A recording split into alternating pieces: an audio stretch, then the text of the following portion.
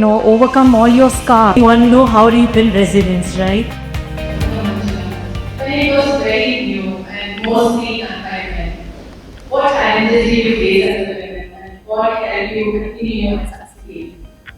Thank you, Gupta, for your wonderful question. I think, like Asha said, everybody will be going through their own battles when you start something and something newer things which you want to change. And we are not here to say that this is the way it has to be done. We are not here to say that somebody is wrong. We are just here to continue doing what we believe in and expecting that the old techniques become obsolete and the new techniques will be the way to go forward. That should be the way. We should not waste our time fighting for proving somebody wrong. So when we do this, firstly when we look around, those were the days when surgeon, even today, I still believe that people think surgeon means it's a man. It has to be. Even today people come and ask, who will be operating? Will you be operating or somebody else? So that stereotypicality of a man operating surgeon means men still holds true, but it's much better now. So coming from the time that it is a patriarchal society, so when it comes to the surgical techniques, the techniques which were there also were the way the man has to do. But physically we are all different. Our ergonomics are different, our shoulders are different, the way we have to operate is different, everything is different. So what first challenge we face is to change the techniques and telling people it's not necessary, it has to be done that way. There are only two rules for medicine, in medicine. Safety of the patient, comfort of the surgeon. That's it. How you do the surgery, what technique you use is individualized depending on the need of the patient, what we see inside. Science is different, maths is different. So only two rules is something which we do. So we need to change that. Change the next comes the society. The societal thing of surgeon means a man. It is not, a woman cannot do proper surgery. This had to be changed. So I think we have to look at all these things and we did have all these factors which over time we could get over. Thank you. Manjula, you were the first Indian woman to work at NASA. At the start of your career at NASA, working in a highly technical environment, what challenges did you face? I feel good to be in this audience along with these panelists and everybody else. So it makes me very happy when I come to India to see the progress in so many areas. Of course, the physical progress is very obvious, and we all know is one of the reasons I've been very successful. I never thought of myself as a woman in a work setting. I never even thought of myself as non-white American in a work setting. I'm just telling you, I was the very first woman to be hired that was talking with an accent. And it's a highly technical organization, my background is IT. So what I would do when I go to the meetings, and I brought a lot of IT solutions to help the scientists and engineers. So the other thing I would say, I did not focus on the IT technologies.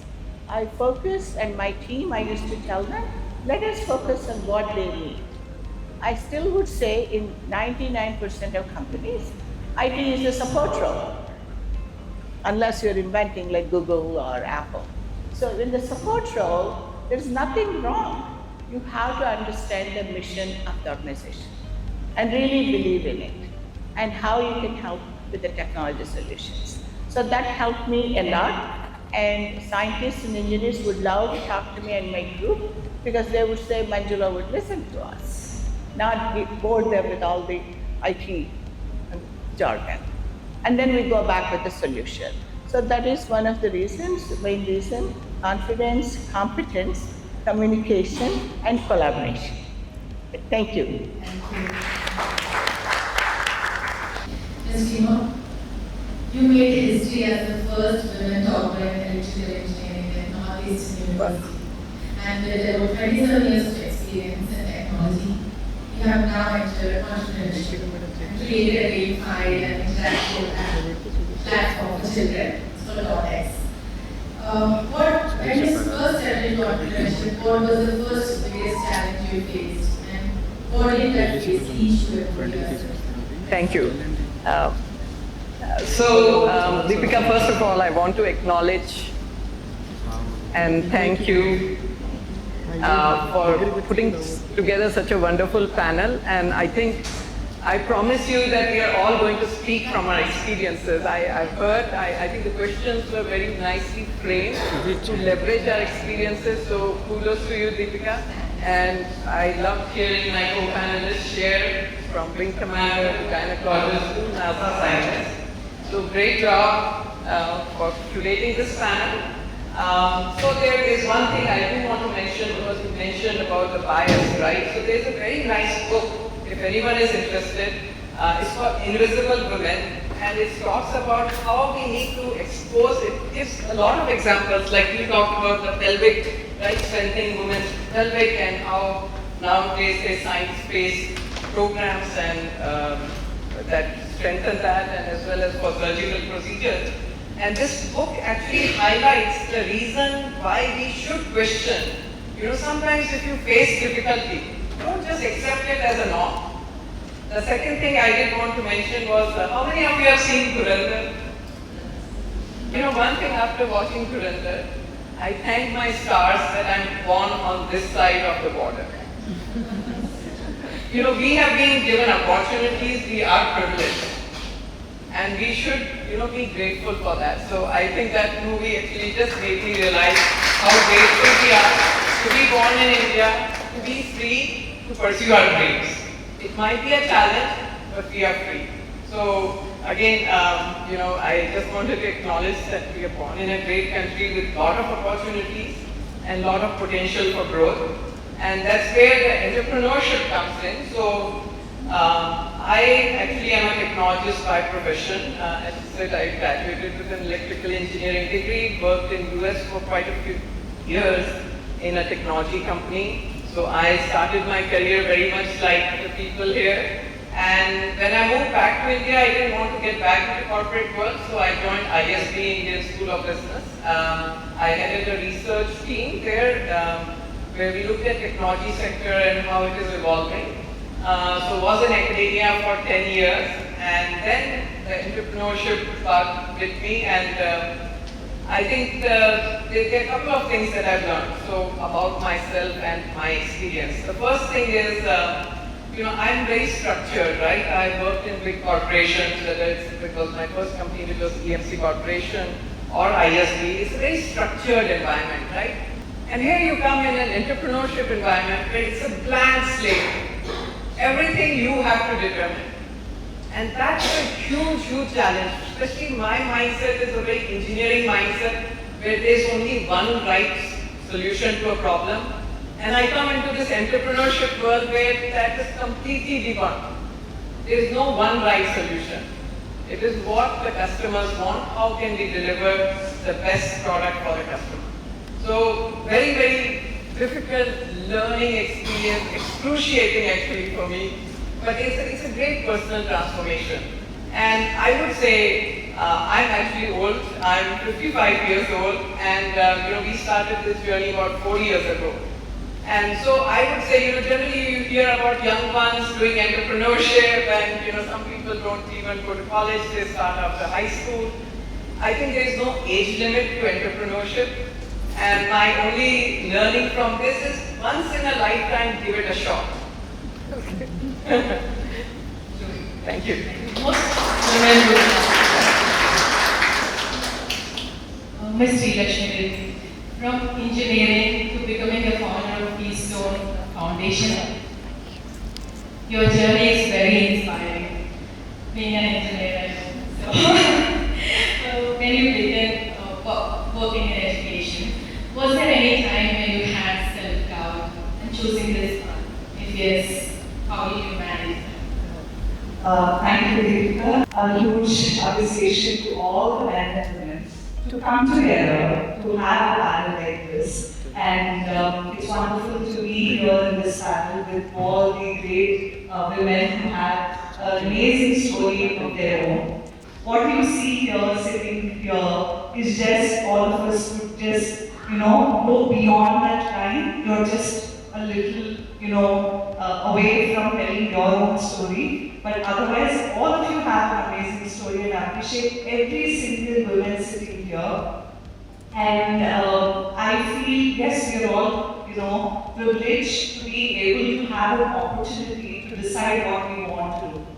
And all of us at some point might have to choose what we really want to be. And I got the opportunity where I was stuck in engineering with a job that I was not really enjoying. And I was given this choice, through destiny rather, of what I really want to do with my life. And I chose education as a space, and service is where my heart was. But coming to, struggle, interestingly, I never found anything to be a challenge, because for me it was more about choosing every single day what I really want to do that particular day. Coming from engineering background and coming into education, my education journey has started in the US. But once I came back to India, I had to start from scratch all over again.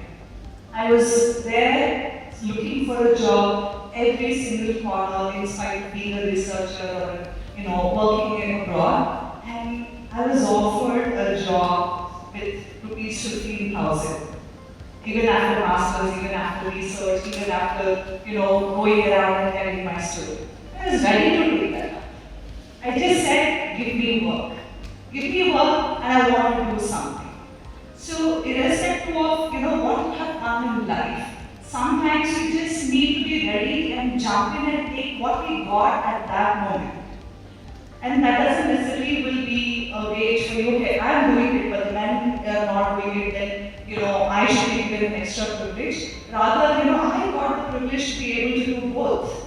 I am capable of doing both, and then take that with the right spirit and go ahead. And that's all I've taken as a challenge, and any work-based challenge.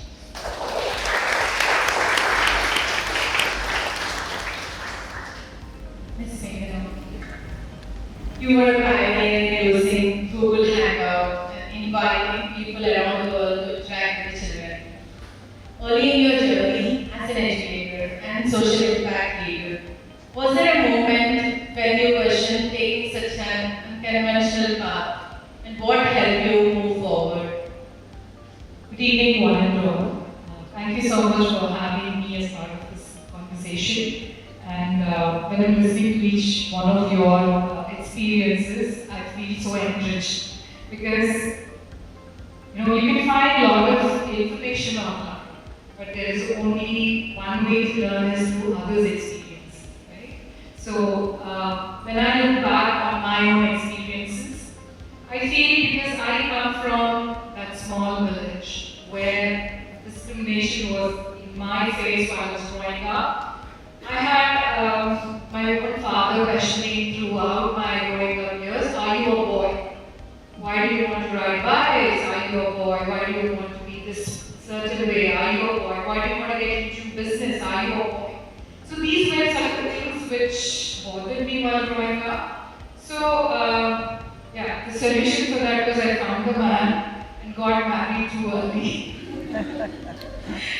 So that I could convince that person who's of my age than to convince my father. But then yes, either way, because I was challenged, I was questioned, and then I was raised by my grandparents who were much more open-minded than my father, I should say, because they were freedom fighters.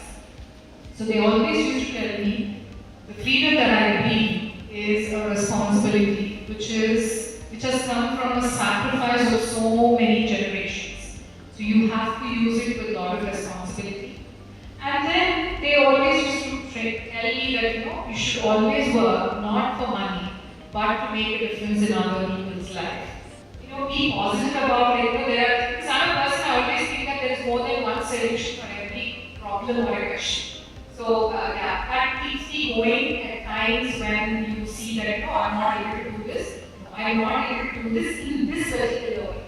There are many other ways. Maybe I'm blind right now. I will figure out how it is going to come or from where it is going to come to me. So thank you for that question.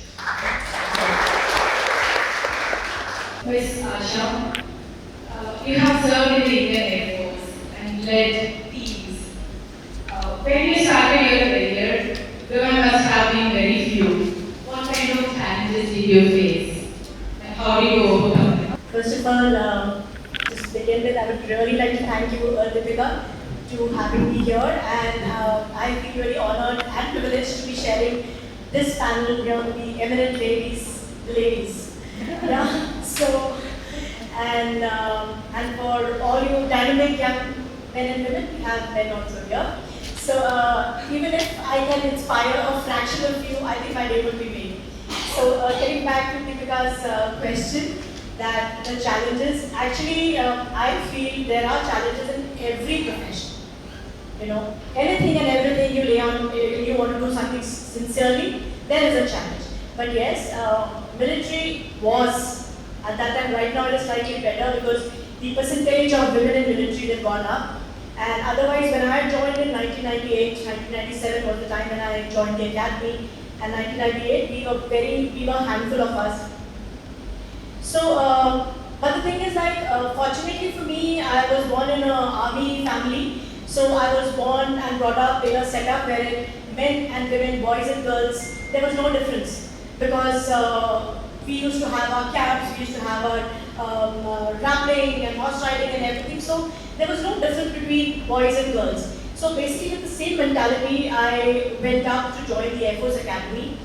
But having said that, military training along with men is not a piece of cake, right? Because when a woman goes there, she knows physically she is not safe, right? So we can't debate on that, but we can make ourselves better in other ways. I see a lot of impressionable minds, so I will keep it at that. So when I entered the academy and we went on to the women's flank where we were supposed to stay, so there was a quote in there. I don't know whether how many of you have read this or heard about it, that a girl has to work twice as much to be proved half as good. So that was the first caption that I saw when I entered the Air Force Academy. So I knew that it will not be easy. But then I myself personally, I was conditioned. But the major challenge which I feel any woman would face there, or majority of women face there, is because of the physiology, right? Now, everybody doesn't come from a background where you've been subjected to a lot of physical activities and all. So especially camps, field thing, you know, you have to manage your times when you are, you have your cycles on, right? And the other thing is, I'm sure the doctors here would appreciate more. Women are prone to stress injuries more than men, maybe because of the constitution. And we have a lot of pelvic fractures there if it is not managed properly. So a lot of girls end up having stress fractures, pelvic fractures, and obviously some people have got difficult times during their cycles. So that is where the challenge comes. But that also now Air Force, military has scientifically designed the program in the sense how you gradually go on increasing the rigors of training, right? So medical awareness, and you also have to be mentally strong enough to, accept it and work around it, right? So one is how you understand the system, how you adapt to it, be open about it, and have medical awareness. And after that, after the training is over, any officer who passes out, I'm saying officer, it could be a woman, it could be a man. Any officer who passes out from there has come up to that operational preparedness, that standard, then only that person passes out. Right? So this is the challenge which you have to overcome once you're there in the academy. Rest of the times it is like any other profession. Yes, there are testing times later on, but that is there in any profession. And you have to live with it because you have chosen the field. And you can do it. Right? Thank you. Amazing.